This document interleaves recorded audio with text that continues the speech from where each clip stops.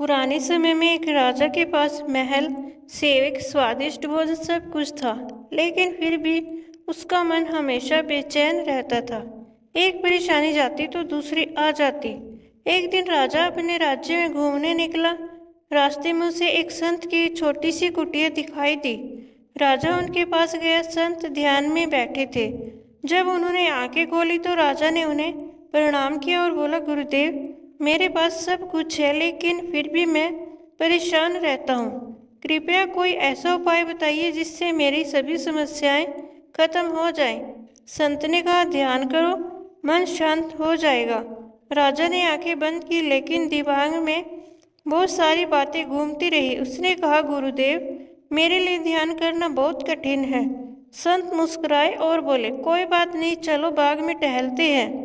वे बाग में पहुंचे। राजा का हाथ गलती से एक कांटेदार पौधे से छू गया और उसे कांटा चुभ गया। खून निकलने लगा।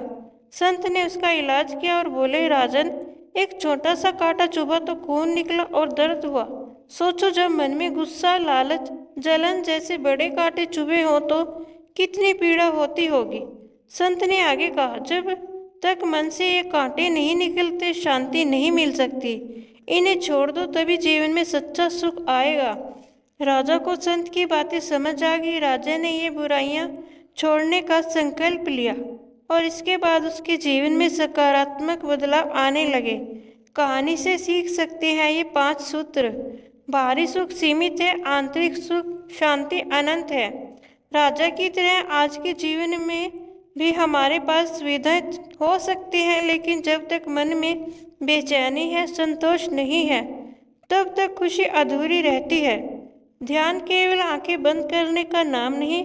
शुरुआत में ध्यान कठिन लग सकता है, जैसे राजा को लगा, लेकिन धीरे धीरे ये मन के कांटों को निकालने का एक सशक्त माध्यम बनता है। ध्यान से लालच, क्रोध जैसी बुराइयां दूर हो सकती हैं। मन के कांटे पहचानें और निकालें। गुस्सा कब आता है उसे समझें। लालच किस चीज़ के लिए है? क्या वह वाकई जरूरी है? किससे जलन होती है और क्यों? इन सवालों के जवाब तलाशें और रोज थोड़ा थोड़ा इन भावनाओं से दूरी बनाएं। प्राकृतिक जीवन शैली अपनाएं।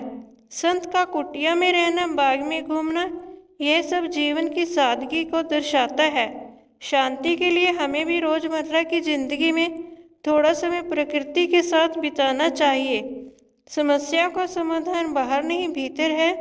हर इंसान सोचता है कि कोई उपाय मिल जाए जिससे सारी समस्याएं खत्म हो जाएं, लेकिन असली उपाय खुद के भीतर झांकने में है।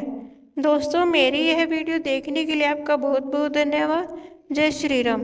अगर आपको मेरी यह वीडियो अच्छी लगती है तो लाइक करें और मेरे चैनल को सब्सक्राइब भी करें और कमेंट भी करें। धन्यवाद।